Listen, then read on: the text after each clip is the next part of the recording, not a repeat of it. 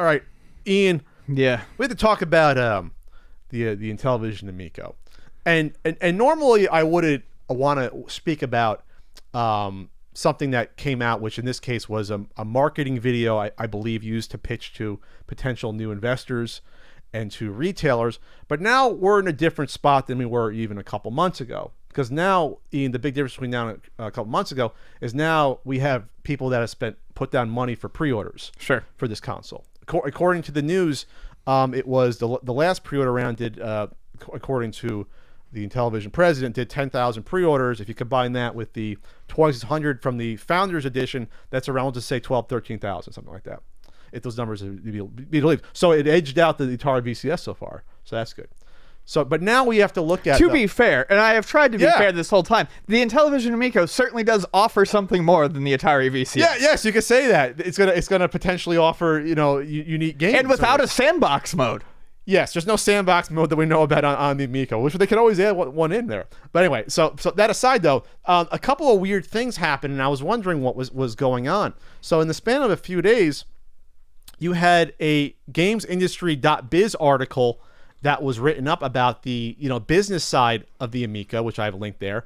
And it was strange is because it came off like an investor pitch, the article. Mm-hmm. It talked about how there was a purchase order from major retailers of more than 100,000 units that was reported, which a purchase order, again, means that, like, if say Walmart comes to you and say, hey, we want you to wholesale us 100,000 units so we can sell it ourselves in store. That's a purchase order. That's what that means. It doesn't mean consumers get 100,000. That means there's 100,000 to put in stores to potentially sell. So there's things like that, and you have predictions that there'll be a million Intellivision Amicos sold in the first year, according to Michael Pachter, who is as what did Michael Pachter say? He said they'll sell 1 million Intellivision Amicos in the first year. I'm willing to put money down against anyone willing to take that bet against me right now. If Michael Pachter wants to, I will put that money down right now. Michael Pachter always has the hottest of takes. But he's as reliable as a coin flip. Yeah, I know. So, I mean, like, he could be right or he could be wrong. I'm going to bet on the wrong there. And that's not to say there couldn't be a smaller market found, but the whole point is this. I was wondering what's going on here, and why is there this investment video being put out publicly on YouTube, which was the strangest thing. And then I realized is that there's now a campaign out there for investors and to do more pre-orders on the FIGS game investing site. Are you familiar with that site? Yes. So right now you can invest in the Intellivision Amico, or still pre-order on this FIGS site. So this YouTube video, marketing video, is a pitch video to potentially, I guess, get new investors as well. And we're in a strange spot now just because you're still in seeking investors for a product that's literally supposed to come out 6 months from yesterday, October 20th, and you've taken pre-order money from potentially over 10,000 people. I just don't know. I'm not trying to speculate too much, but to me, that's not entirely positive that all your ducks aren't in a row, or maybe they're not in a row for after the pre-order launch. Like, what the timing to me is just weird. Sure. That it's happening all now at once, especially when it was always going to be, we are privately funding this with no outside dollars coming in. We're not going to do pre-orders at all. We're not going to crowdfund this at all. That was all was said. To me, we're in crowdfunding mode. To me. Yeah, I don't think we can argue that anymore. This is crowdfunded at this point. At least for, if you want to say, at least for the first initial batch that they make. This is crowdfunding. The thing is, I'm not like anti-crowdfunding. No. I'm not anti-crowdfunding at all, but I mean, call a spade a spade. It's crowdfunding. It's crowdfunded. Yeah. Like, what's the difference between taking pre-orders and then now setting up this investment/pre-order site versus just doing you couldn't have done a Kickstarter because there was no finished prototype to do a Kickstarter with. Right. But doing an Indiegogo and like the VCS is, you could have just did that. So I don't know if things have changed financially, but I would not be so critical of looking at an economic structure of a company if they weren't doing pre-orders. But now, since they're doing pre-orders, I think it's all fair game to look at this stuff. Because now you have to start asking, as you go down the line, will this get enough money involved behind the scenes to not just get to market, but to support it after it gets to market. Because again, the most dangerous portion when we cover stuff like the Coleco Chameleon, we always argued that the worst case scenario wasn't that it wasn't going to be not come out. The worst case scenario was that it gets to market and then it's just dropped support immediately. Because then you had people that spent their money, got their hopes up, got a product that's really unfinished. And with the game console, getting it to market is the very, very first baby step. Right. That's the very start of the launch of your product. Well, even back at the beginning, and I think maybe even you weren't so certain, I was fairly certain that this would come to market. That's honestly that wasn't my concern. Just like with the VCS, my concern was not whether or not it would come to market. I'm certain that they're going to, shit something out of that Atari factory and get it into people's hands. It's whether or not it's going to be something that can be supported after its launch window. Can you support it after the launch window? Can you deal with customer service? Can you deal with server issues? Can you deal with firmware updates? Can you get the new games launched effectively and supported? And on something like this that is stating that it wants every game to be an exclusive, I mean, those developers are going to have to be paid well for that game to remain an exclusive. Well, it's all just expensive, prepaid up front. Right. So that's all capital you need. If you're prepaying, if you're basically guaranteeing, say you're just hiring someone to make your game for $200,000 and you're paying them, you have to do that for every single game you have. That's not just the cost of making the hardware. Now that goes into the cost of the support of the entire system. Yeah. Versus just, we're just getting third-party support to come on down here. So this is what you call second-party development, right? So you're still funding it entirely yourself, but you're farming it off to someone else. You're basically still publishing it. It's like Nintendo did that with some of their games. Well, they weren't programming in-house, but they're still publishing them and hiring a support arm to do it. Yeah, I mean, for instance, Silicon Knights was once considered a second-party Nintendo developer. They did Eternal Darkness for the GameCube. It was exclusive. Sure.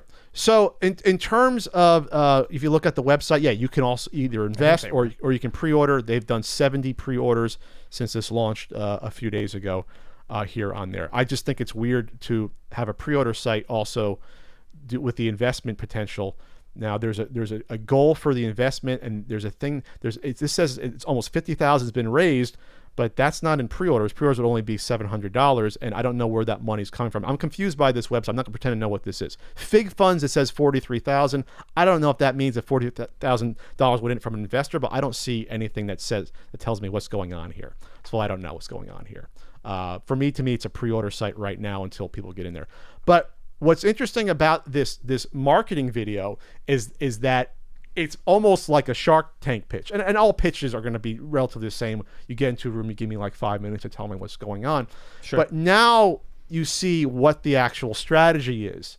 This is your marketing and go-to-market strategy. And you in a pitch video, you basically tout what your competitive advantage is going to be. You want to get investors, you want to get retailers interested. This is what we have. So on that note, I think it's fair to look at just because it's public. First off, and again, you have people's money in your pocket right now to help you get this to market, which again, before wasn't supposed to be a part of this. So in terms of the video, we're not gonna sit through the whole thing. I'm just gonna, I have some comments that I put down in terms of what was said here. And in the video, Tommy Tallarico appears along with Kara Acker, who's the VP of Global Marketing, who they hired. So immediately in this video, pretend we're on Shark Tank, Ian. You're Mr. Wonderful, I'm Mark Cuban, we'll just say. Or I'm the QVC lady, you're Mark Cuban or Mr. Wonderful. And so your reaction to some of these things. 12 seconds in, immediately completely disrupt the video game market is said. You're not disrupting the video game market. So when you talk about an industry disruptor, what you're saying is that it's going to be a product or service that totally changes going forward how this product or service is done. So for example, Uber and Lyft disrupted the taxi industry and completely revolutionized it. Amazon with online sales, you can say, was a disruptor because they basically created a whole new market online to compete with retailers and how things are sold. There's been very few market disruptors that have happened at this point in time. Yeah, I don't think that's the right usage of the word. It's not going to disrupt shit. It's not to sound mean. For something to truly disrupt, it also has to replace what it's disrupting. Yes. Uber and Lyft did. True disruption. I hate that fucking term too, like used in this way. Well, it's a catchphrase for pitching things. Yes. For the Amico, look, again, trying to be fair, it could find a brand new audience. Sure. But it's not going to disrupt anything, because if it's truly going to like I said, if it's going to disrupt in the way that word is used, it would have to change everything. It would have to mean the PS5 would be looking more like an Amico, and this next Nintendo console would. Right. The Amico, you can say anything you want about the games that are on it. It's a certain type of game. If you are not going to offer games that are above E for everyone, if you're only going to, offer certain games, if you're only going to offer games here that are, jumping ahead, simple, affordable family entertainment, you are not going to disrupt anything, because you are not going to satisfy everyone's needs on the system. Purposely going out of your way to limit the audience is not going to disrupt anything. Yes. You might find a niche, and who knows what these pre-orders are right now. You can argue some are hardcore Intellivision fans, some maybe are collectors that want a new system, some maybe are potential scalpers thinking that they're going to be limited to the market this Christmas, and maybe you don't know what the percentages are right now. But to call something a disruptor right off is, even to get retailers interested, I think most people with money see through those terms. Yeah. Like if this was on Shark Tank, they would laugh at you immediately if you said this is a disruptor, because there's so few true disruptors that have happened. Smartphone was a disruptor. Yeah. To the market, or even mobile phones were. Like you have to do something radically different than what has existed before to be a disruptor. Okay, let's move on and stop saying that word. Okay. There's a nice Intellivision history little lesson that was given. I think it's just funny because I remember I was criticized by Tommy personally by saying that I was saying, like, why are you banking on the Intellivision brand and legacy to market this? And he said, oh, we're not doing that. He's doing it in this video by touting the history of Intellivision. Well, they constantly say they're not, but then they have a controller that is looks like the Intellivision controller against I think any test market would have said. And probably a majority of the pre-orders are people that right now that are fond of the original Intellivision. Right. So he said Intellivision became a household name because it brought family and friends together. Every video game console did back then. Okay. By the early 80s, we owned, he said we like he was on the Intellivision back then, the team. We owned 20% of the video game market. He didn't say that like after like 83, you owned like nothing after that point of the video game market. So that doesn't really tell you much. Then in the 90s, the internet came along and kids were playing games in dark rooms. I hate this. I know. And it's like I said to you earlier, and I'll be honest, I got to pull my head out of this because this frustrates me too much. I'm just trying to look at this as straight and narrow as I can again and not get overly worked up about it. But I realize this is part of marketing, but the reliance on these old stereotypes that, like, I feel like Tommy's pulling this shit out of 1995. This doesn't apply. No, especially since he's basically planning to market this console like the Wii, and so like even by that point you can say even if it was dark for 10 years, which it wasn't, the Wii brought everyone back into it. So he's ignoring even the legacy of video games by saying this. Yeah, I think we're back to a place where PlayStation 2 era maybe, but we're getting to the point where video games are played by everyone and they're not just dark room teenagers anymore. Their moms, their dads, their kids. I understand what Tommy wants to do. It's already been done. Yes. Kara Acker of VB Global Marketing goes on to repeat there's 200 million hardcore gamers and 3 billion who play casual games. This will serve modern day families. I'm really worried about what my kids are exposed to. So again, trying to hammer the point about we're trying to get a small slice of this 3 billion market. I'm not a parent, so I'm not going to say anything. I don't want to come across rude here, but I'm just going to say parental controls exist on all modern consoles. And if the kids know how to get past the parental controls, then that's part of them being a kid. They're probably like 15 years old on a computer. No, there are ways to be careful about that. At 240, Tommy says gaming has become solitary, expensive, and complicated. I think gaming has become everything expensive, sure, in a way. Solitary, no. Complicated, I think it's only gotten simpler. And Solitary, Pokemon Go was like a huge fucking Right. revolution a couple years ago. And expensive. This is where I'll take issue with expensive. Not wrong. Video games are expensive. They sure are. But to get something that will do comparably what we're seeing come out of the Amico right now, not expensive. I would argue that video games cost the same as they always did. When you adjust for inflation, they're actually cheaper. Sure. I'm yeah. But I mean, I'm just saying. I'm not saying it's more expensive. I'm just saying in general, video gaming. Yes, it's an expensive hobby. Yeah, I mean, you can get, but hell, you can get tons of free games on mobile. You can get tons of Flash games. I mean, there was always free or cheap shareware titles. There was always a cheaper alternative, sure. But when you look at straight console costs, consoles cost less than they ever did before when you adjust for inflation. And like I've said before, with the Amico and with this, you have to, just because the Amico is going to be a new system doesn't mean that you can automatically put it on the same level as something like a PS5 or an Xbox Series X, because they're not doing the same thing. Sure. I mean, you know what I'm saying? Like, they're not doing the same thing. You have to compare it to something that does a similar thing. And like I said, that you can get video game systems with another controller for $150 these days that will do all of that. Sure. And in terms of complication, games are as simple as ever to me. Because there's so many different ways to play things. Obviously, mobile gaming is simple. You see 2-year-olds at the airport playing games on an iPad. You see old people with their iPads playing games. A lot of what this comes across as, and it's classic advertising, but it reminds me, and I mentioned it last week, and I don't know why it's been on my head, but it's those people in those commercials for products that are supposed to make your life easier. Oh yeah, like the pasta colander that they don't know how to and they can't figure out how to hold the colander. It's a gross exaggeration to say that it's very, very complicated. My favorite one is a guy trying to wash his car. It's like, it's like a meme where he has like the bucket and the hose going and he flops all on the ground. My favorite will always be the butter butler, which I mentioned last week. What's a butter butler? It's a tube that you put a stick of butter in, and then you twist the end, and it cuts little slices of butter off. Because you know how hard it is to butter your own toast. Wait, hold on a second. I'm interested in the butter butler now. We'll fine, look it up.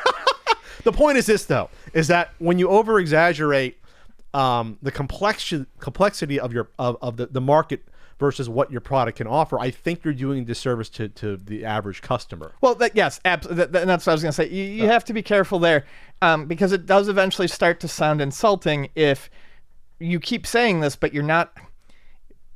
If that's not a well-held theory that gaming is overly complicated these days, then people are going to be like, what are you saying? Are you saying that I don't know what I'm doing? Yeah, and so you might be able to maybe hook some investors by saying that. I don't like the Xbox One menu system, but everyone who's ever bought one from me, including small children and parents, seems to figure it out. PS4 menu system could be way better. I'm not saying that these UIs are great, because they're not. The PS4 UI had all sorts of issues. But we're getting there, and they're really not that hard. I mean, they're all kind of going towards this Netflix, Nintendo Switch sort of model, which everyone knows how to use, even grandma, because everyone knows how to use streaming services. They all look the same now. You turn it on, and you get big, pretty blocks with pictures of the game, and you just slide over to the one you want, and you hit go. Yeah. Well, kids can figure out anything. I always talk about how I was loading up DOS games when I was 6. I know kids can, but my point is adults aren't that stupid either. Well, here's the thing. Because they all figured out how to use very similar systems. We're at a point in time where our elderly folks, almost all of them at this point, or a chunk of them, used computers in the 90s or 2000s. They have to know how to use streaming services at this point. A lot of them do. This isn't like This isn't 2003 or in the 90s where I had to help my grandpa literally program the VCR. Again, because they didn't have technology besides a TV and radio. I feel like this is an idea that he had 15, 20 years ago and is finally getting to it now, but is still using all the same reasons from 15 to 20 years ago. Sure. Because again, that would have made sense. Yeah. 15 years ago. Yes, absolutely, that would have made sense 15 years ago. People did not know how to use this shit. Now it's part of everyday life. People in their 70s have been potentially using technology that has been common, like computers and things, for like 30 years. My dad had a computer my dad's over 70 now. He had a computer in 85 when he was in his 30s.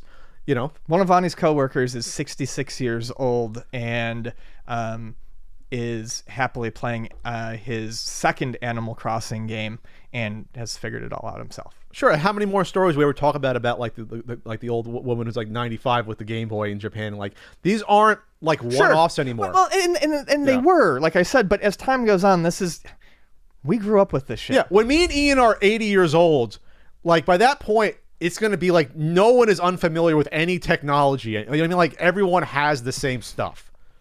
You know what I mean? Like technology has moved so much even in the past, you want to argue 12, 15 years. None of us are going to be illiterate old people. I mean, maybe something comes out like virtual reality holodeck, but like none of us are going to be technologically limited. Right, moving on before I just keep repeating stuff I've said a million times before. SAFE, the acronym, simple, affordable, family entertainment, whatever. Fine, I get it. I know that's what he's going for. It's not unique to the Amico. At 314, Amico is the first console in 30 years to come with 2 controllers. The Switch has 2 of them attached to it when you buy it. This was a strange thing to say because I don't see that being a huge competitive advantage unless everything else is equal. So if I had say Xbox versus PS5 come out and they're both $500. Say the PS5 has 2 controllers and the Xbox doesn't. Now you can say this is a value proposition, right? Sure. You can say you don't have to go out and spend $60 on a new controller. It's right here. That doesn't work to me to even tout that when it's, by Tommy's own words, this is not supposed to be competing with any other console, even though it is, because it's in the same price range as the Switch. Constantly contradicting with that. Not relying on Intellivision, but relying on Intellivision. Sure. Not competing with, but competing with. But it's wrong because in every marketing campaign video that Nintendo put out from the beginning was literally 2 people on the kickstand, local family fun, playing with one Joy-Con each, playing Mario Kart or playing like what was the Snipper Clips or what? Snipper Clips. There's tons of games. Yeah, that was a big selling point. Was that out of the box you could have fun with someone else in your living room right here. That was one of the things we were kind of not shocked at. We're like, wow, these are really 2 controllers, and Nintendo hasn't done this out of the box in so long. They are not comfortable, but they work. They work fine. They work fine for family fun night. And it has, and they have just about everything that the Amico controller is offering, besides a touchscreen and the speaker. But it's motion control, it's accelerometer, it's gyroscope, and it has real face buttons on there. At 344, I don't know if this is trolling me personally, but out of all the games they showed a few different games. They showed Astro Smash, they showed that racing overhead single screen game, and they showed Evel Knievel as a game shown. Okay, you want to show a weird mobile game that's 5 years old in your pitch video? The Intellivision Classics are being remade. Again, they're not banking on the Intellivision brand and name, according to Tommy, but they are because they're showing the Intellivision Classics. They're going to be remade, and that's what's going on. At 430, Texas Hold'em never accomplished on a proper video game system. He means seeing the cards. They had the plug and plays. I guess he's trying to splice words saying that wasn't a major game system, but that's fair. That's fair enough. Fine. Talks about Farkle at 445. Yeah, it's your dice. Your dice game. That's the dice one. It's a packing game that we know of, but it's shown, and this was something I had an issue. We didn't talk about the launch games announced for this console, 4 of which, by the way, going back to how it's being funded, I believe 4 of the packing games are being funded by German taxpayer dollars because they got German funding in order to do these games. So German developers are making, like Skiing, for example. We never really talked about that, but that's something that when you look at the economic structure of this venture, what's going on. But when they showed Farkle, Ian, they're not even showing it being played on the Intellivision console or with the controller. It's the screen in the guy's cubicle using an Android phone. So you're not even showing off your product in your pitch video. To me, that's weak. That's what, if I was on Shark Tank, I'd say that. Where's the product? CG renders being shown instead of the actual, which was again in the pre-order video, it's all CG renders of ice versus the wood grain versus the Karma gaming system. This is one reason why I like this video and actually like this campaign on Figs, because it actually explains the console better than we've ever been explained it before. The information all in one place. The stuff that should have been on the website back in the fall is on that, explaining what the hell is going on with this. So the Karma engine is the insider info. The insider info is down there. Now that I made it that far without a shitty joke. Yes. Now that people have money charged on a console that hopefully comes out in the fall, now we have the information coming out after the fact. Sure.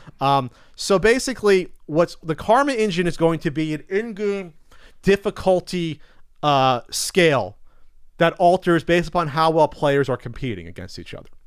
And so this is patent pending, according to Tommy. So he gave the example showing the Pong game. Well, your paddle, if you're winning, your paddle might get smaller compared to your opponent's Pong paddle.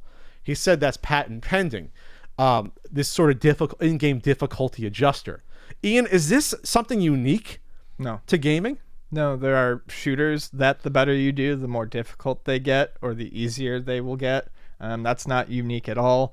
NBA Jam famously utilizes rubber band AI, and so does Mario Kart. So this is not something new to video games. These are all systems. I mean, you can call it whatever you want, but these are all systems that, for playing with, people of all ages, these are systems that do what that's talking about. They look at who's losing and they give them a little boost. They find some way to do it, whether it's a little bit of speed or it's a better weapon in Mario Kart, whether it's a higher shot percentage in NBA Jam. Oh, that's the reason why when you're playing NBA Jam in the arcade, unless tournament mode was turned off, that's why you can never go up more than like 9 points on your opponent, because they will just start hitting more shots. There are shooters out there that will is Battle Garega one of them? But like Return Home is a game that I've played. There's all sorts of games that will alter the game based on how well or how bad, or like how good or how bad you are doing. It's not unique. So I'm not a patent guy. Unless this is a really unique thing, you can't get a patent on it. I don't know how it could be more. Unless we're missing something. I get the place for this in the Amico, pitch. But it's not unique. I don't think that's a patent pending item. At 620, he talked about who's on the team. He said, in quotes, "I got the guy who helped bring Tetris to the world." I guess to show that we have a team of people. And I'm like, well, Tetris was brought to the world in the 87 or 88 with the arcade, and then with the ports to the Famicom and to so we're talking about something that happened 32 years ago, roughly, even before the Game Boy was brought to the world. Okay, and then finally, system and hardware, he says, are completed, even though you don't see it in the pitch video, which I think is interesting. So we don't have them on screen. He said, we have a $150 million line of credit for manufacturing. The rocket ship has been built. We are on the launch pad. So strap yourself in. It'll be one hell of a ride. And that's like the end of most Shark Tank pitches, something like that. The $150 million line of credit is interesting to me, just because I don't know how getting lines of credit that big works or what the collateral is.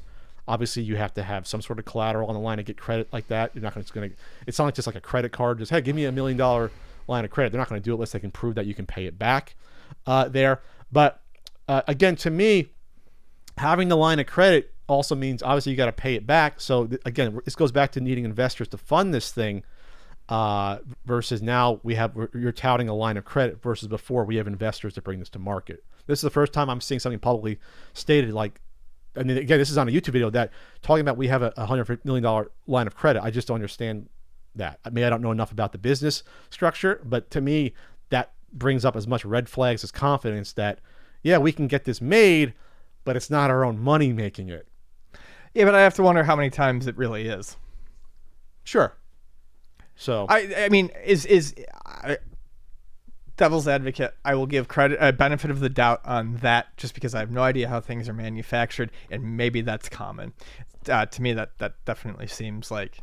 I don't see why you would have to publicly say that. Like, again, why would you put this video out on YouTube for people to say, to get confidence in your upcoming product? Because most of the consumers don't need to know this information or care about what your general marketing pitch to potential retailers and investors is.